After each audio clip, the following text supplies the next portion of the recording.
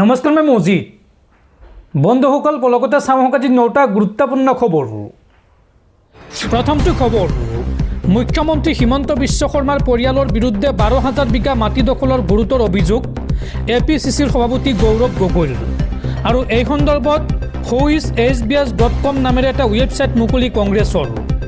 ৰাজ্যৰ বিভিন্ন জিলাত থকা মুখ্যমন্ত্ৰীৰ সম্পত্তিৰ তালিকা ৰাইজে এই ৱেবছাইটৰ জৰিয়তে কংগ্ৰেছক জনাব পাৰিব।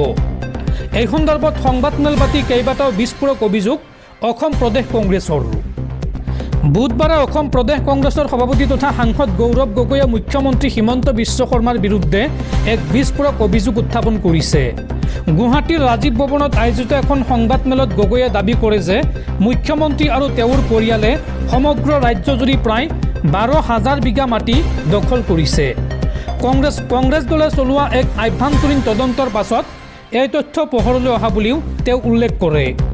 গৌৰৱ গগৈৰ মতে এই 12,000 বিঘাৰ পৰিসংখ্যা শেষ নহয়, কাৰণ দলৰ তদন্ত প্ৰক্ৰিয়া এতিয়াও অব্যাহত আছে আৰু ভূমি দখলৰ পৰিমাণ ইয়াতকৈ অধিক হোৱাৰ পূৰ্ণ সম্ভাৱনা আছে।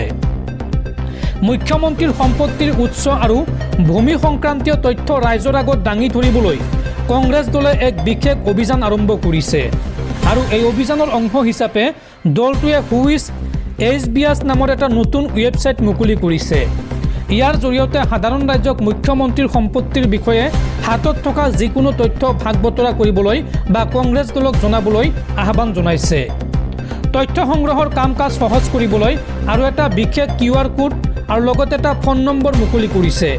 নম্বৰটো হৈছে 9133400200।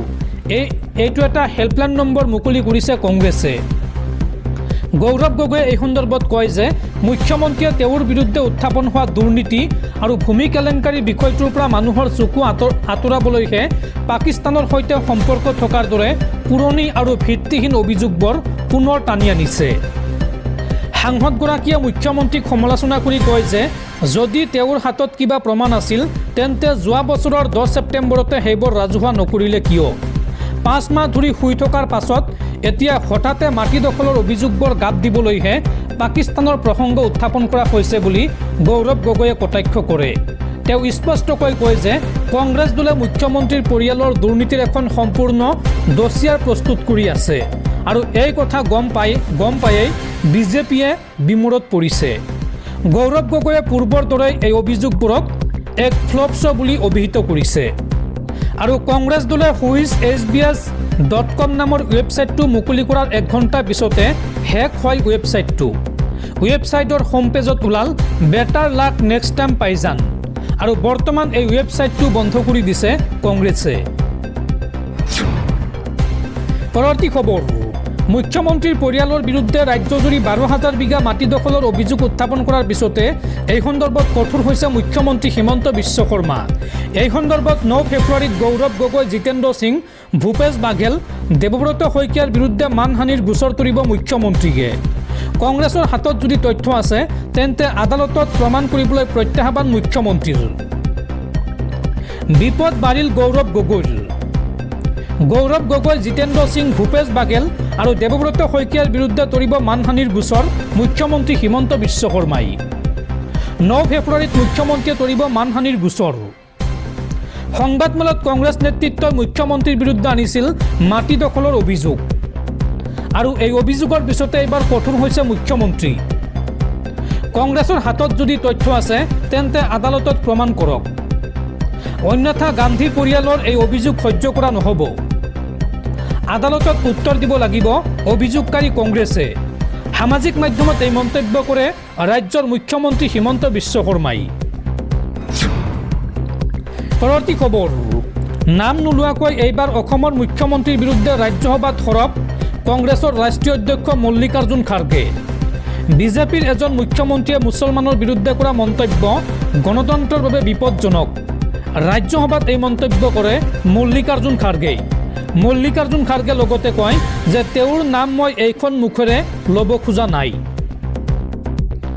নাম নোলোৱাকৈ এইবাৰ অসমৰ মুখ্যমন্ত্ৰীৰ বিৰুদ্ধে ৰাজ্যসভাত সৰব কংগ্ৰেছৰ ৰাষ্ট্ৰীয় অধ্যক্ষ মল্লিকাৰ্জুন খাৰ্গে।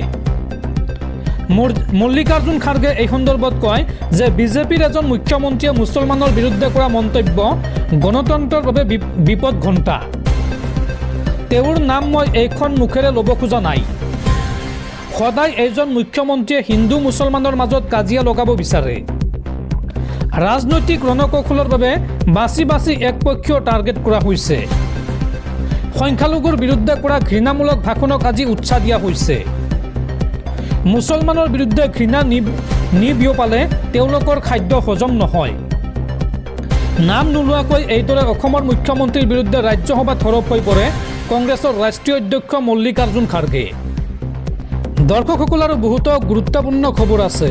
তাৰ আগতে আপোনাক জনাওঁ যে যদি আপুনি এতিয়ালৈকে এইটো ভিডিঅ'ত লাইক কৰা নাই তেন্তে এতিয়াই ভিডিঅ'টোত লাইক কৰি দিয়ক আৰু এনেকুৱা ধৰণৰ ভিডিঅ'সমূহ নিতৌ চাবলৈ চেনেলটো ছাবস্ক্ৰাইব কৰি কাষত থকা বেল আইকনটো প্ৰেছ কৰি ৰাখক।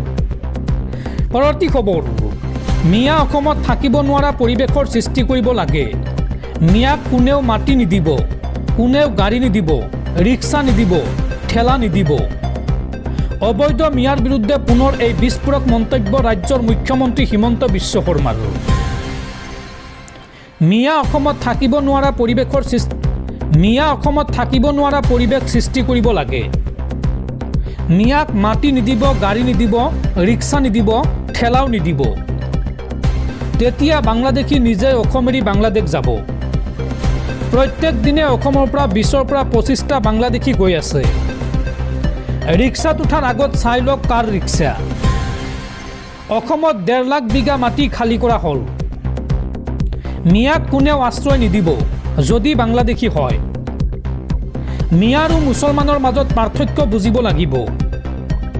মিয়া বুলি মুছলমানক অত্যাচাৰ নকৰিব আৰু মুছলমান বুলি মিয়াক ৰক্ষণাবেক্ষণ নিদিব। অবৈধ মিয়াৰ বিৰুদ্ধে পুনৰ এই বিস্ফোৰক মন্তব্য ৰাজ্যৰ মুখ্যমন্ত্ৰী ডক্টৰ হিমন্ত বিশ্ব শৰ্মাৰ। পৰৱৰ্তী খবৰ, আজি আমাৰ সংবাদমেলৰ পৰা এইটো স্পষ্ট হৈছে যে হিমন্ত বিশ্ব শৰ্মাই ভয় খাইছে। অতি শীঘ্ৰেই তেওঁৰ দুৰ্নীতি আৰু সম্পত্তিৰ বিতং তথ্য অসমৰ প্ৰতিখন গাঁৱতে ৰাজহুৱাকৈ প্ৰকাশ কৰা হ'ব। যদি তেওঁৰ সাহস আছে তেন্তে ৰাজহুৱা মতামতৰ আদালতত আমাৰ লগত যুঁজক। মুখ্যমন্ত্ৰীয়ে গোচৰ তৰাৰ কথা প্ৰকাশ কৰাৰ পিছতে সামাজিক মাধ্যমত এই মন্তব্য APCCৰ সভাপতি গৌৰৱ গগৈৰ। পৰৱৰ্তী খবৰ, ড্ৰাইভিং লাইচেন্সক লৈ বৃহৎ ঘোষণা। এতিয়াৰ পৰা ঘৰত বহিয়ে আপুনি লাভ কৰিব লাৰ্ণাৰ লাইচেন্স। সেৱা সেতু পৰ্টেলত গৈ আজিয়াই কৰক আবেদন। ড্ৰাইভিং লাইচেন্সক লৈ আহি গ'ল ডাঙৰ খবৰ। এতিয়াৰ পৰা ঘৰত বহি আপুনি লাভ কৰিব লাৰ্ণাৰ লাইচেন্স।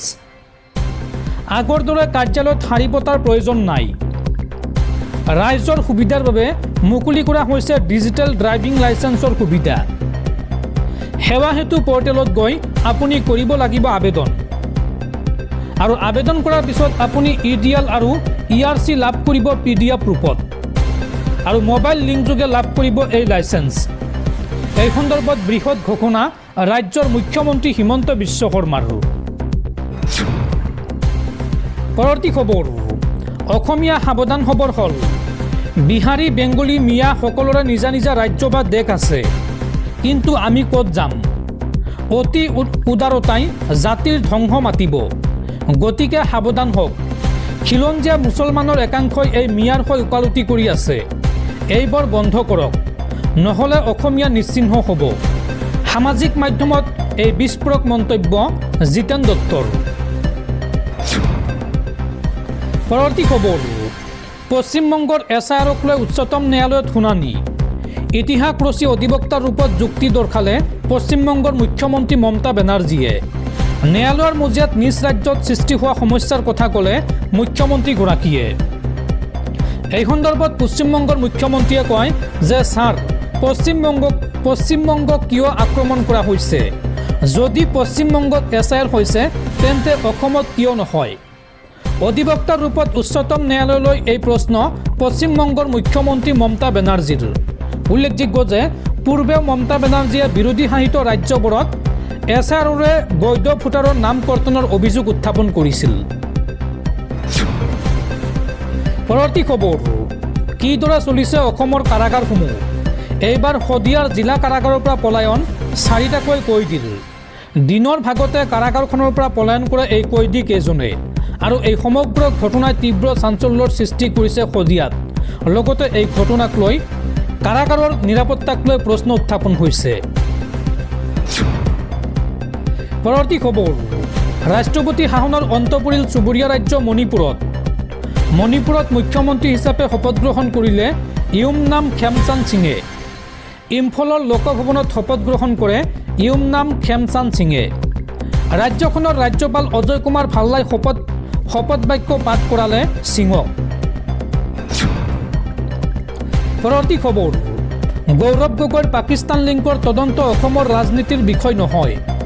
এইটো এটা বিশ্বস্তৰৰ এক ষড়যন্ত্ৰ। ইয়াত অকল গৌৰৱ গগৈ নহয়, বহু ব্যক্তি জড়িত আছে। ভাৰতক ভিতৰৰ পৰা দুৰ্বল কৰিবলৈ চেষ্টা কৰা হৈছিল। 8 তাৰিখে যিখিনি কম সেয়া মাত্ৰ আৰম্ভণি। যিখিনি এতিয়ালৈকে কৰিছোঁ কেৱল 1%। কেন্দ্ৰীয় চৰকাৰে ভালকৈ তদন্ত কৰিলে ওলাই পৰিব ভাৰতক দুৰ্বল কৰিব বিচৰা সকলো ষড়যন্ত্ৰ। আমি ইলেক্ট্ৰনিক তথ্য আৰু ভাৰত চৰকাৰৰ ইণ্টাৰপলৰ সহায় ল'ব নোৱাৰোঁ। গৌৰৱ গগৈৰ পাকিস্তান লিংক সন্দৰ্ভত এই মন্তব্য ৰাজ্যৰ মুখ্যমন্ত্ৰী হিমন্ত বিশ্ব শৰ্মাৰ।